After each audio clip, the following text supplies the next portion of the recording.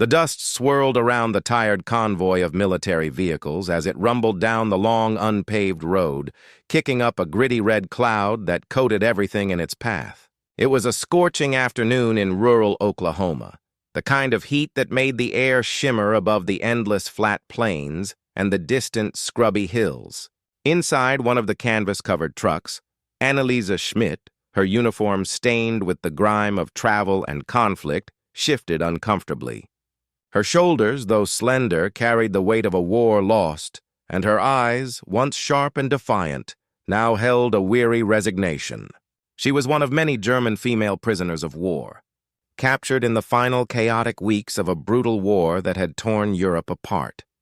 The camp, Fort Reno, loomed in the distance, a collection of drab barracks, watchtowers and barbed wire fences, stark against the vast, indifferent sky. It wasn't the menacing, foreboding place she had imagined, but rather a functional, almost temporary-looking settlement. Still, the sight of the American flag, snapping crisply in the hot wind above the main gate, was a stark reminder of her new reality. She was a prisoner on enemy soil, thousands of miles from her ravaged homeland. As the trucks pulled to a halt, American soldiers, their uniforms neat and their faces stern, began to direct the women out. Annalisa, always one of the first to face any challenge, was among the first group to disembark. She straightened her back, pushing down the tremor in her hands. She wouldn't give them the satisfaction of seeing her break. "All right, ladies, single file," a gruff voice commanded. An American sergeant, a burly man with a close-cropped haircut and a no-nonsense expression, stood observing them. His gaze lingered on Annalisa for a moment, a flicker of something she couldn't quite decipher in his eyes. Was it curiosity? Contempt? She met his gaze squarely, her chin slightly raised, a silent challenge in her stance. Whispers rippled through the ranks of the American soldiers and some of the civilian staff who had gathered to watch the new arrivals. "German women, huh?" one whispered, loud enough for Annalisa to catch. "Heard they were all fanatics," another snickered. Annalisa felt a familiar heat rise in her chest. She had faced similar insults countless times from both sides of the conflict. During the war, some of her own male comrades had dismissed her as merely a woman, unfit for the front lines despite her proven bravery and sharp mind. Now here, in a foreign land, she was reduced to a stereotype, a faceless enemy, a fanatic. Her journey to this point had been anything but ordinary. Annalisa had joined the German war effort not out of blind ideological fervor, but out of a desperate desire to protect her younger sister and ailing mother. Her father, a respected scholar, had been among the first to be silenced by the regime, his quiet dissent making him a target. After his disappearance, Annalisa, a gifted linguist and strategist, saw military service as the only path to secure rations and safety for her remaining family. She had risen quickly through the ranks, not in a combat role, but in intelligence, analyzing communications and mapping enemy movements. Her work was vital, meticulous, and dangerous, often requiring her to operate behind enemy lines, disguised and under immense pressure. She recalled a particularly harrowing mission in the Ardennes, deciphering encrypted Allied messages while artillery shells exploded perilously close to her hidden bunker. Her team, all men, had initially doubted her ability to withstand the pressure, questioning her capacity to remain clear-headed under fire. But Annalisa had not only performed her duties flawlessly, but had also devised a counterintelligence strategy that saved countless German lives, even if it ultimately prolonged a losing war.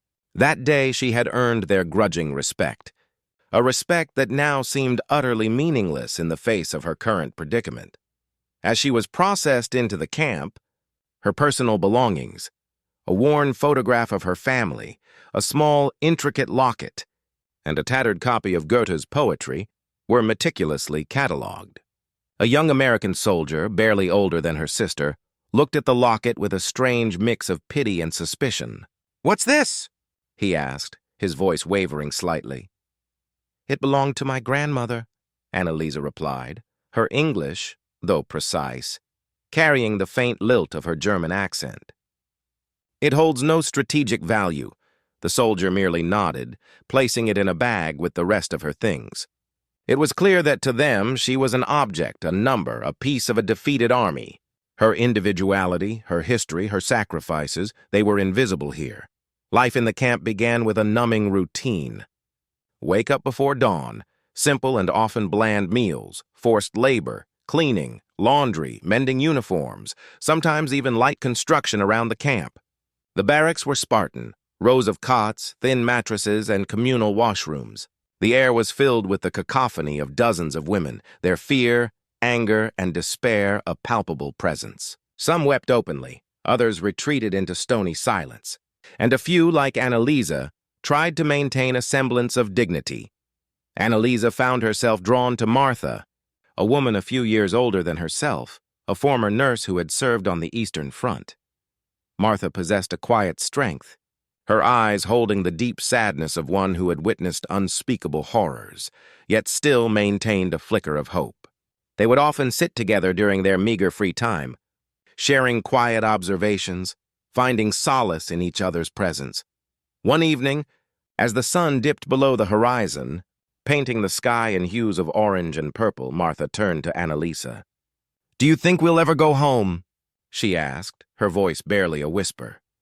Annalisa gazed out at the distant watchtower, its searchlight already beginning its slow, rhythmic sweep across the camp.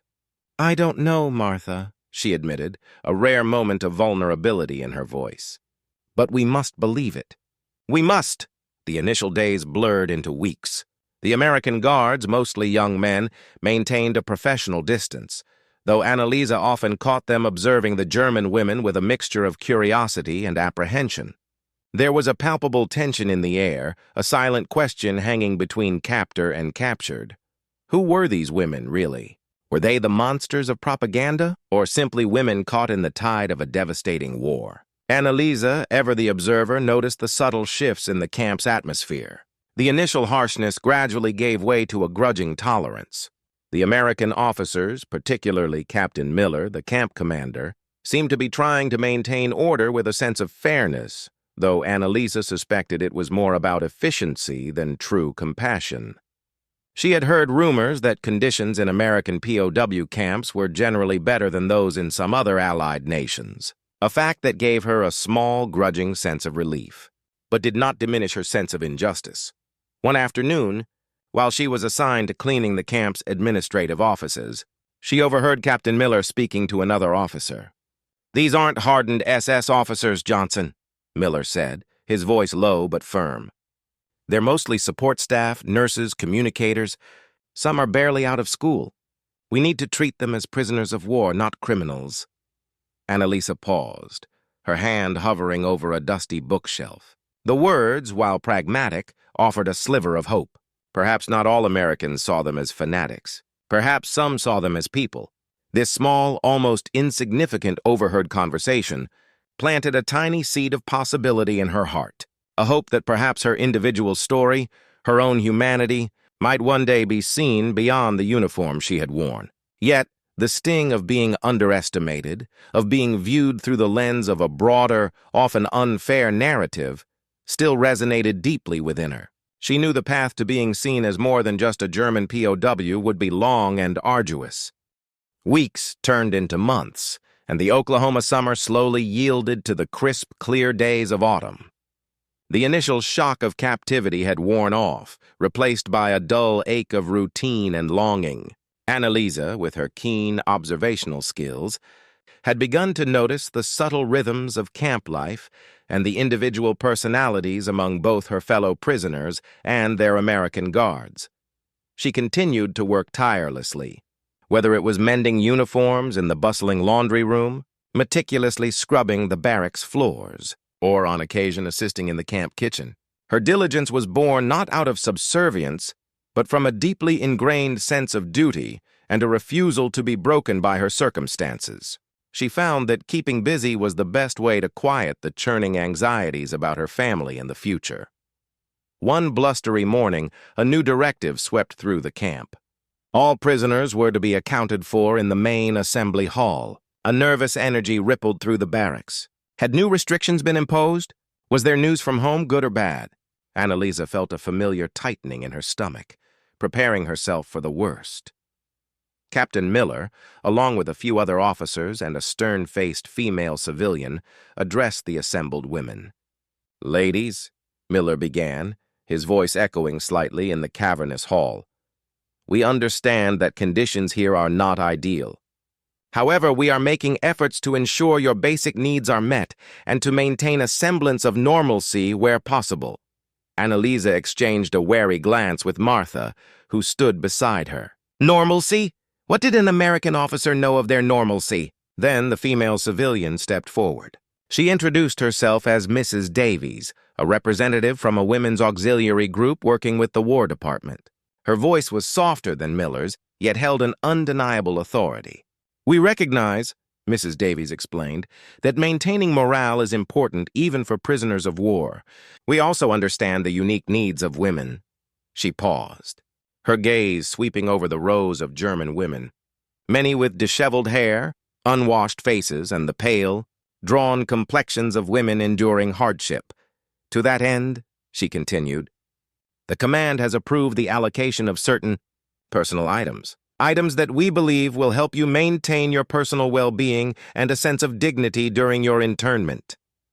A buzz of confused murmuring spread through the hall. What could this mean? Extra soap? Better brushes?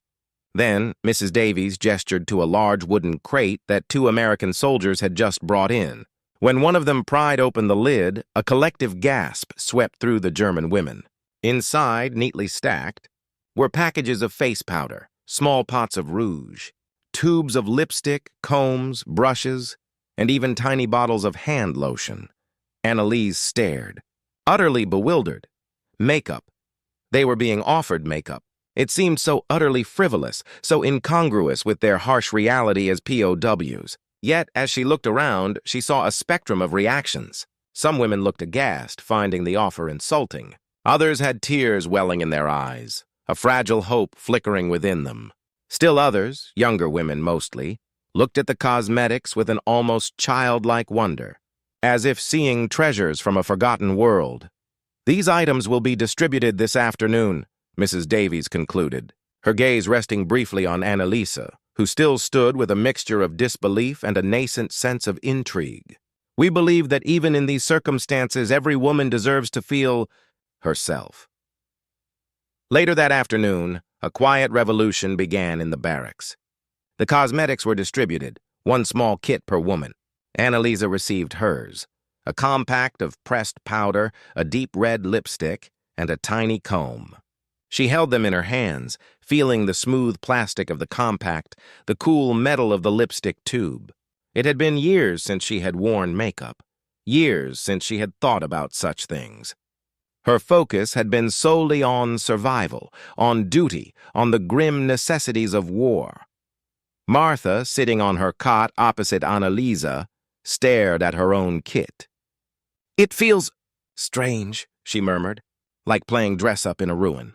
Annalisa nodded. "Yes, but perhaps it is more than that." She looked at her reflection in the small, cracked mirror that had somehow survived her journey. Her face was gaunt, her eyes shadowed, her lips chapped. She picked up the lipstick, uncapped it, and hesitated. What was the point? To whom would she be presenting herself? Yet something stirred within her. It wasn't about vanity. It was about reclaiming a small piece of herself, a piece that the war had stolen, that captivity had further stripped away. It was about agency, however small. It was about defiance. Slowly, carefully, she began to apply the lipstick. The rich red color was a shock against her pale skin. She dabbed a little powder on her nose, combed her tangled hair back from her face. When she looked in the mirror again, she saw not just a prisoner, but Annalisa Schmidt, a woman who had once loved beauty, who had once dreamed of a life beyond conflict. The transformation was subtle yet profound. Her eyes seemed a little brighter, her posture a little straighter.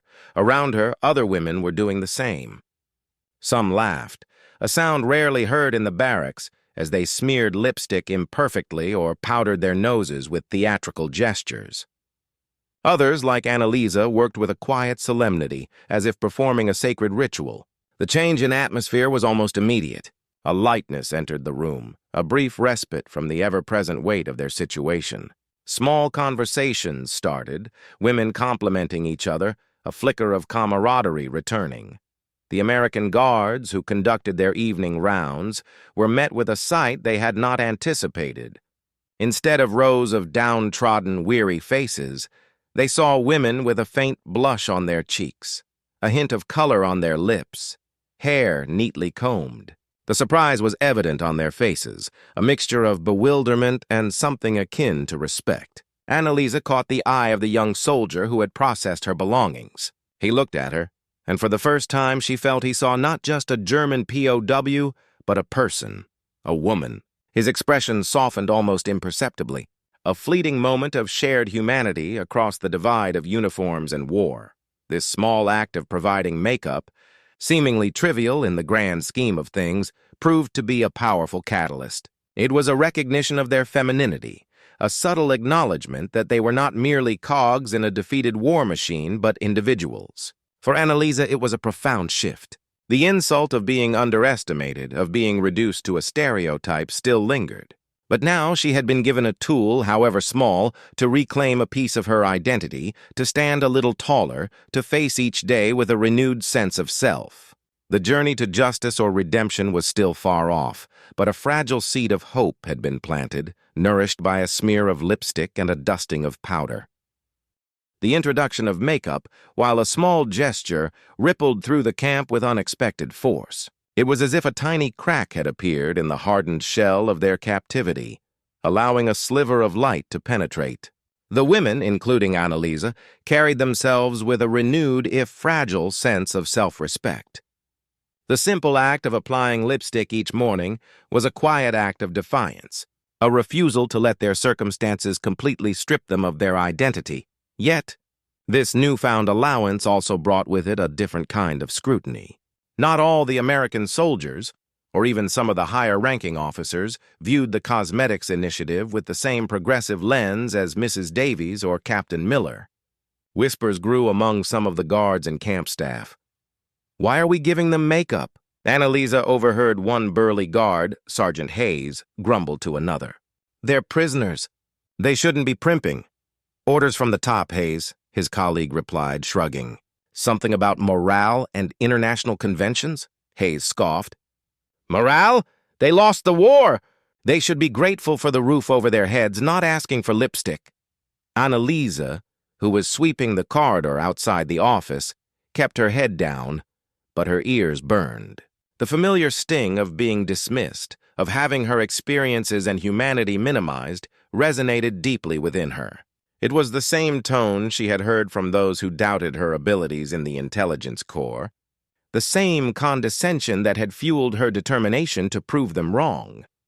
This negative sentiment was not limited to the guards. Some of the older, more traditional women among the German prisoners also viewed the makeup with suspicion, even disdain. "It's a distraction," scoffed Frau Richter, a stern woman who had been a headmistress before the war. "We should be focusing on our survival, on our dignity, not on superficialities." She looked pointedly at Annalisa, whose lips were always a subtle, deep red. "It looks undignified for a soldier." Annalisa felt a surge of indignation. "Dignity, Frau Richter," she retorted, her voice low but firm, "can be found in many forms. For some, it is in retaining a piece of who they were before this war, a piece that reminds them they are still human, not just a number." The exchange, though brief, highlighted the internal divisions among the prisoners, a reflection of the myriad ways individuals coped with trauma and captivity. For Annalise, the makeup was a symbol of agency, a small flicker of control in a life completely devoid of it. It was not about seduction or frivolity. It was about the quiet strength of self-preservation. Her work in the camp continued, often involving the meticulous task of translating intercepted German documents that arrived periodically for processing. Her linguistic skills were invaluable, and Captain Miller, recognizing her talent, often assigned her to tasks that required precision and discretion. He would hand her official-looking papers, sometimes letters found on captured soldiers, sometimes technical documents. Annalisa would sit at a small, rickety table in a corner of the administrative office, meticulously translating the German script into English. She often felt the gaze of the American soldiers upon her, a mixture of curiosity and distrust. Her intellect, once a source of pride, now felt like a double-edged sword, making her both valuable and potentially dangerous in their eyes. One afternoon, while translating a complex technical report on a new type of German artillery, Annalisa noticed Sergeant Hayes lingering outside the office door, ostensibly polishing his boots but clearly eavesdropping. She ignored him, focusing on her work, but she felt his judgment, a palpable pressure in the air. Later that week, a small incident escalated into a moment of public humiliation for Annalise. During a routine inspection of the barracks, Sergeant Hayes, accompanied by a junior officer, meticulously scrutinized the women's meager belongings. When he reached Annalisa's cot, he picked up her small makeup kit, which she kept neatly tucked under her pillow. "What's this, Schmidt?" he sneered, holding up the lipstick and powder. "Trying to impress the guards, are we?" "Forget you're a prisoner." Annalisa's blood ran cold. The insult was direct, personal, and deeply unfair.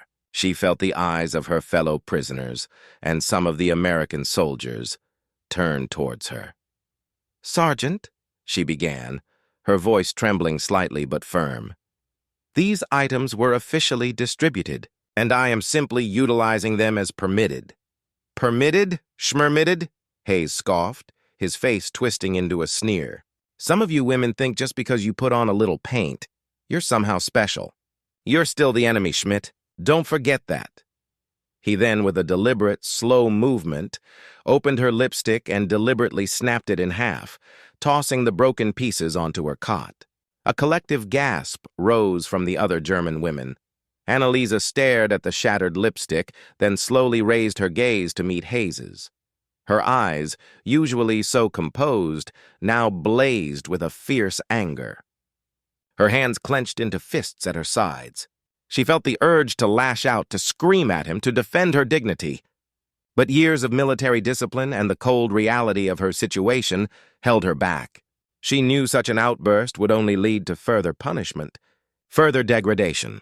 Sergeant Hayes, the junior officer, a young man named Lieutenant Davies, no relation to Mrs. Davies, though he shared her surname, interjected, his voice hesitant. That wasn't necessary. The items were indeed authorized.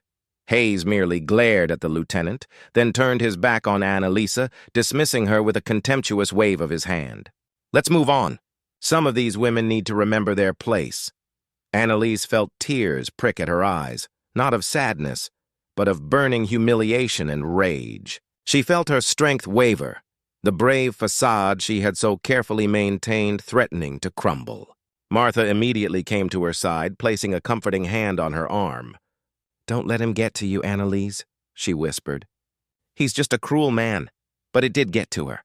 The incident was a stark reminder of her powerlessness, of the arbitrary cruelties that could be inflicted upon them. It reinforced the idea that no matter how hard she tried to maintain her sense of self, to find dignity in her circumstances, she would always be the enemy in the eyes of some. The injustice of it all, the blatant disrespect, festered within her. It solidified a growing resolve, a quiet determination to not only survive this ordeal, but to ensure that her true worth, her integrity, would eventually be recognized, even by those who sought to diminish her. The shattered lipstick on her cot became a symbol, not of defeat, but of the battle she still had to fight, not on a battlefield, but within the confines of this camp for her own inherent value. The incident with Sergeant Hayes had a profound, if subtle, effect on Annalisa. The public humiliation, the deliberate destruction of her small piece of dignity intensified her resolve. She retreated inward slightly, focusing even more intensely on her work and maintaining a quiet, unyielding composure. The broken lipstick remained a stark reminder on her cot for a day, before she carefully gathered the pieces and discarded them, a silent burial of the insult. She would not let it define her. Her excellent translation skills continued to be in high demand. Captain Miller, a pragmatic man who valued efficiency, often assigned her particularly sensitive documents. He seemed to recognize, despite the general wartime animosity, Annalise's professionalism and discretion. She often found herself alone in the administrative office, surrounded by the foreign language of her captors, carefully rendering German into English. It was a strange juxtaposition. A prisoner, entrusted with information vital to the American war effort, even after the fighting had largely ceased in Europe. The war against Japan was still raging, and any intelligence, even historical, was deemed valuable. One afternoon, while translating a collection of personal letters found on a captured German officer, letters that spoke of longing for home, fears for family, and the weariness of war, Annalisa felt a presence. She looked up to see Mrs. Davies, the civilian liaison, standing quietly in the doorway. Mrs. Davies had observed Annalisa more closely since the makeup distribution, and Annalisa often felt her gaze not judgmental, but thoughtful. "Annalise," Mrs. Davies said, her voice soft. "May I speak with you for a moment?" Annalisa nodded, setting aside the letters. "Of course, Mrs. Davies." Mrs. Davies stepped into the room, her gaze sweeping over Annalisa's meticulous translations, then settling on her face. "I saw what happened with Sergeant Hayes," she said, her voice filled with quiet disapproval. "I am sorry you were subjected to that." Annalisa's expression remained neutral, but a flicker of surprise crossed her features. She hadn't expected anyone, least of all an American civilian, to acknowledge the incident, let alone apologize for it. "It is not your fault, Mrs. Davies," Annalise replied, her voice carefully controlled. "Perhaps not directly," Mrs. Davies conceded. "But it is my responsibility, and the responsibility of this camp, to ensure you are treated fairly, even as prisoners. We are not barbarians, Annalisa." She paused, then continued. "I also want you to know that I've been observing your work. Your translations are impeccable. Your grasp of English is exceptional." Annalisa felt a warmth spread through her. It was the first genuine compliment she had received, the first acknowledgement of her skills since her capture. It was a powerful antidote to the constant stream of insults and underestimation. "Thank you, Mrs. Davies," she said, a genuine smile, albeit a small one, touching her lips. "Tell me, Annalise," Mrs. Davies continued, her tone shifting, "what was your role before you were captured? You are clearly highly educated." Annalisa hesitated, then decided to be forthright. There was a sincerity in Mrs. Davies's eyes that encouraged honesty. "I was in intelligence, Mrs. Davies, a linguist and analyst. I specialized in deciphering enemy communications and strategic mapping." Mrs. Davies nodded slowly, her expression thoughtful. "I suspected as much. Your attention to detail, your logical mind, it's evident." She then looked around the dusty office. "You know, the war with Japan is still ongoing, and there's an immense amount of intelligence, both German and Japanese, that needs to be processed. Our resources are stretched thin."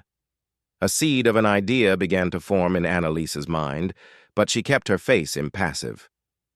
"Captain Miller speaks highly of your abilities," Mrs. Davies continued. "He's a fair man, despite the pressures he faces. He sees your value even if some others here cannot." Her gaze grew more serious. "Annalisa, how would you feel about taking on a more significant role in translation? Something beyond just casual documents? Something that could genuinely contribute to the war effort, even from here?" Annalisa's mind reeled. To contribute to the American war effort? The idea was jarring, almost unthinkable, yet also held a strange appeal. It was an opportunity to utilize her skills, to be seen not just as a defeated enemy, but as someone capable, someone valuable. It was a chance for redemption, perhaps, or at least for a measure of respect. "What would that entail, Mrs. Davies?" Annalisa asked, her voice steady despite the turmoil within her. "We have a backlog of highly sensitive German intelligence documents," Mrs. Davies explained. "Communications, strategic plans, technical reports. Things that could still have bearing on understanding global conflicts, even with Germany's surrender. We need someone with your expertise, your nuance in the language, to truly dissect them. This would be a more secure, more solitary position. You would be working under direct supervision, of course, and the documents would be highly classified." Annalisa considered it. The risks were clear. deeper involvement with her captors, potential accusations of collaboration from her fellow prisoners, the moral complexities of aiding a former enemy. But the rewards were also clear: the restoration of purpose, the validation of her skills, a potential path to proving her worth beyond the stereotypes. It was also an escape from the monotonous manual labor and the petty cruelties of men like Sergeant Hayes. "I am willing to consider it, Mrs. Davies," Annalisa finally said, her resolve firming. "If my skills can be of use, I will apply them, but I must ask for one condition." Mrs. Davies raised an eyebrow, intrigued. "And what is that, Annalisa?" "I would require a private, secure workspace," Annalisa stated, meeting Mrs. Davies's gaze directly. "And a guarantee that my work would be respected, not undermined by those who see me only as the enemy." It was a veiled reference to Hayes, and Mrs. Davies understood. A small smile played on Mrs. Davies's lips. "I believe we can arrange that, Annalisa. Captain Miller has been looking for a solution to this exact problem." The conversation marked a turning point. Annalisa's journey to justice, or at least recognition, had taken an unexpected detour. The subtle act of defiance, the assertion of her individual identity through a simple cosmetic, had caught the attention of an unseen observer, an American woman who saw beyond the uniform and the nationality. Now her intellect, her inner strength, was being offered a chance to shine, even within the confines of her prison. It was a terrifying, exhilarating prospect, one that promised both challenge and a glimmer of hope for a future where she might finally be judged on her own merits. The following days were a whirlwind of changes for Annalisa. Mrs. Davies, true to her word, quickly set things in motion. Annalisa was moved from the bustling, often chaotic barracks to a smaller, quieter room attached to the main administrative building. It was Spartan, but it was private, and critically it had a sturdy wooden desk and a good lamp, luxuries she hadn't known since her capture. This new arrangement immediately set her apart from the other prisoners, drawing both envy and speculation. Martha, while understanding, looked at Annalisa with a hint of concern. "Be careful, Annalise," she advised. "They may be using you." Annalisa simply nodded, knowing the risk, but resolute in her decision. Sergeant Hayes, upon hearing of Annalisa's new assignment, openly bristled. "She's just a German," he grumbled to his fellow guards. Putting her in a sensitive position? It's asking for trouble. But Captain Miller, backed by Mrs. Davies, remained firm. "Her skills are needed, Sergeant. We are fighting a war. Sentiment does not factor into military intelligence." Annalisa's new duties were intense and demanding. She spent her days poring over stacks of captured German documents, coded dispatches, intelligence reports from the Eastern Front, technical specifications for new weaponry, even personal diaries that sometimes contained vital clues.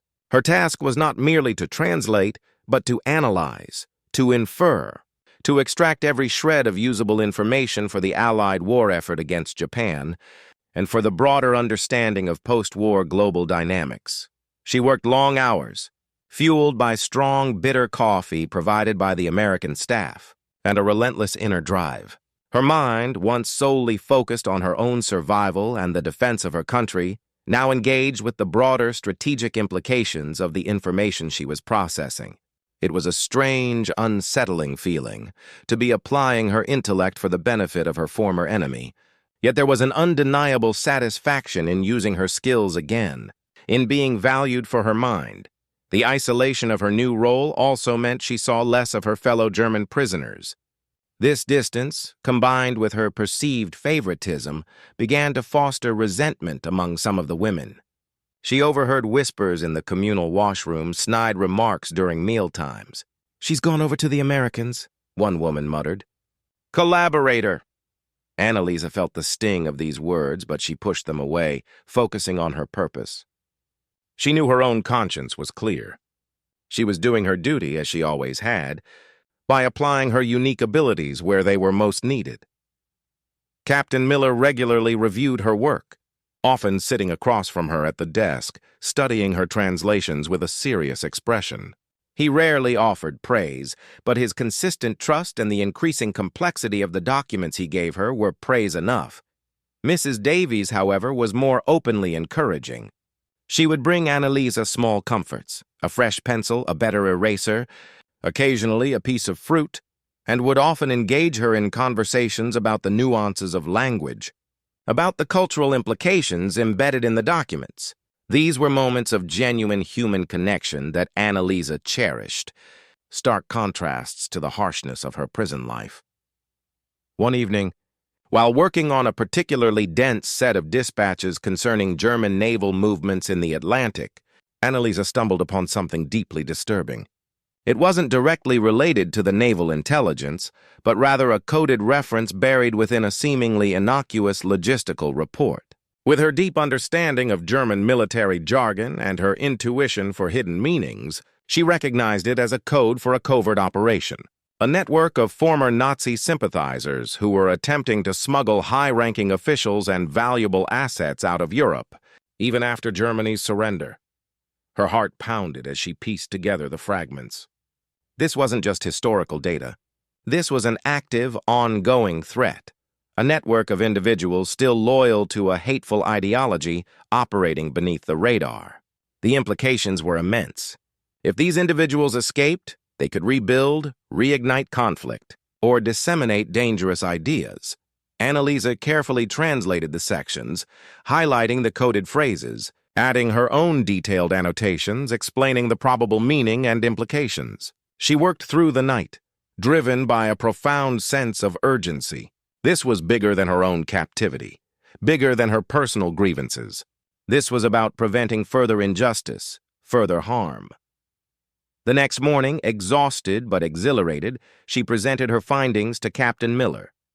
He listened intently as she explained her interpretation, his expression growing increasingly grim. Mrs. Davies was also present, her eyes widening as Annalisa laid out the evidence. "This is extraordinary, Annalisa," Captain Miller said, his voice unusually quiet. "Are you certain?" "Absolutely, Captain," Annalisa replied, her voice firm. "The codes, the phraseology, the patterns, I know them. This is an active rat line, designed to move valuable assets out of the collapsing Reich." Miller looked at the highlighted documents, then back at Annalisa. For the first time, she saw not just respect, but a deep trust in his eyes. He saw her not just as a German POW, but as an indispensable intelligence asset, a person of immense value. "This changes everything," he murmured. He immediately dispatched a runner to send a priority message to higher command. The discovery sent shockwaves up the chain of command. Annalisa's intelligence proved to be a critical breakthrough, leading to the swift apprehension of several key figures in the smuggling network and the recovery of stolen assets. The operation, codenamed Operation Paperclip, was later credited with disrupting a significant post-war threat. News of the success, albeit sanitized for public consumption, eventually filtered back to Fort Reno. Annalisa's name was never mentioned publicly, but within the camp, among the American officers, her reputation was transformed. Sergeant Hayes, who had previously been so dismissive, now looked at her with a mixture of awe and unease. The other German women, initially suspicious, began to view her with a new respect, a grudging admiration for her quiet strength and undeniable contribution. Annalisa, however, found her true reward not in external accolades, but in the internal satisfaction of her work. She had faced dismissal, insult, and injustice. She had been underestimated. But through her perseverance, her intellect, and her unwavering dedication to truth, she had not only proven her worth, but had also contributed to a greater good, preventing further harm. The quiet strength she had nurtured within the confines of her prison camp had blossomed, and in doing so, she had found a new, profound purpose, one that transcended the battle lines of a war-torn world. The success of Operation Paperclip, largely due to Annalisa's critical intelligence, solidified her position within the camp. She was no longer just a prisoner. She was an invaluable asset, treated with a quiet deference by Captain Miller and Mrs. Davies. Her small room in the administrative building became her sanctuary, a place where her mind could work without interruption, where she could feel useful and purposeful. Yet, despite the professional respect she had earned, The incident with Sergeant Hayes still rankled. The memory of her broken lipstick, the sneering contempt in his eyes remained a raw wound. It was a personal insult, a deliberate act of degradation that went beyond the general hardships of captivity.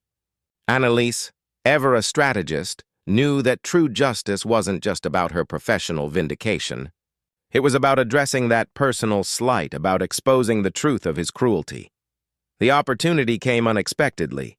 One late afternoon, while working through a stack of seemingly mundane inventory lists, Annalise noticed discrepancies. Large quantities of various goods, coffee, sugar, canned meats, and surprisingly, a significant number of cosmetics, were listed as used up or damaged beyond repair, but the numbers simply didn't add up. Her meticulous eye for detail, honed by years of deciphering subtle inconsistencies in intelligence reports, immediately flagged these anomalies. She cross-referenced the lists with supply requisitions and stocktake reports. The pattern became clearer. Goods were being systematically siphoned off. Sergeant Hayes's name appeared frequently on the requisition forms for these damaged supplies, often signed off by him without secondary verification. A cold dread settled in Annalise's stomach. This wasn't just careless accounting. This was theft, blatant corruption within the camp. And among the missing items were large quantities of the very makeup kits that were supposed to be distributed to the women, kits like the one Hayes had so casually destroyed. Annalise worked discreetly, spending several nights reviewing old records, making careful notes, building a comprehensive case. She understood the gravity of what she was uncovering. Exposing a corrupt sergeant could be dangerous, particularly for a German prisoner, but the injustice of it, the abuse of power, fueled her resolve. This was her chance, not just for personal revenge, but to expose a truth that affected everyone in the camp, American and German alike. Once she had amassed irrefutable evidence, a thick folder of meticulously cross-referenced documents, and her detailed analysis, she approached Mrs. Davies. She laid out the files on the desk, explaining her findings calmly, logically, her voice unwavering. Mrs. Davies listened, her face growing paler with each revelation. When Annalise finished, the room was silent for a long moment. "Annalise," Mrs. Davies finally said, her voice strained, "this is damning. Are you absolutely certain of your conclusions?" "Yes, Mrs. Davies," Annalise replied, meeting her gaze. "The evidence is here in black and white. Sergeant Hayes has been systematically stealing camp supplies, including the very items meant for the prisoners' welfare." Mrs. Davies immediately took the evidence to Captain Miller. Annalise was asked to present her findings directly to him, along with a few other high-ranking officers. She did so with the same precision and composure she used for intelligence briefings, presenting the data, answering questions, and calmly rebutting any attempts to dismiss her claims. The officers, initially skeptical, were forced to acknowledge the undeniable weight of her evidence. An investigation was swiftly launched. Sergeant Hayes was placed under immediate suspicion, his authority stripped, and his quarters searched. The evidence Annalise had compiled proved to be accurate and comprehensive. Stolen goods were found, including boxes of unopened cosmetic kits, hidden in a storage locker under Hayes's personal control. The exposure of his corruption sent shockwaves through the camp. The camp gathered for a formal assembly a few days later. Captain Miller stood before them, his face grim. "It is with deep regret," he announced, his voice carrying across the silent crowd, "that I must inform you that Sergeant Hayes has been found guilty of theft of government property and abuse of authority. He has been relieved of duty, will face a court-martial, and will be imprisoned." A collective murmur rippled through the American soldiers and the German prisoners. Many of the German women exchanged knowing glances with Annalise, a silent acknowledgment of her role in this unveiling. Annalise stood quietly among them, her head held high, a sense of quiet triumph swelling within her. She had endured his insults, his contempt, his abuse of power. Now, the truth had been exposed, and justice, in its own way, had been served. Later that day, Captain Miller approached Annalise in her office. His expression was solemn, but there was a profound respect in his eyes. "Annalise," he said, "your courage and your integrity in exposing this, it has been exemplary. You not only served justice, but you also upheld the values that we, as Americans, strive to represent." He paused, then continued, "Because of your invaluable contributions, both to our intelligence efforts and in exposing this corruption, I have put in a recommendation for your early repatriation, along with a full commendation of your service and character." Annalisa stared at him, stunned. Early repatriation? A commendation? The words were almost too good to be true. Her journey, which had begun in humiliation and captivity, was ending with an unexpected vindication. "Thank you, Captain," she said, her voice thick with emotion. "Thank you." As she walked back to her small room that evening, the Oklahoma sunset painting the sky in fiery hues, Annalisa felt a lightness she hadn't experienced in years. She had been underestimated, mocked, and insulted. She had faced injustice and the indignity of captivity. But she had never broken. She had clung to her intellect, her integrity, and her quiet strength. And in the end, it was not only her professional skills that brought her justice, but her refusal to let a small personal insult go unaddressed, her unwavering commitment to exposing the truth. The next morning, as she prepared for the day, Annalisa reached for her makeup kit. Mrs. Davies had quietly ensured she had a new one. She picked up the lipstick, a vibrant red, and carefully applied it. Looking in the small mirror, she saw not just a prisoner, but a woman who had faced immense adversity, who had risen above insult and who had ultimately, in her own quiet and powerful way, earned not only her freedom but also the profound respect of her former adversaries. Her journey from the dust-filled road to the halls of justice, propelled by her enduring spirit, was complete.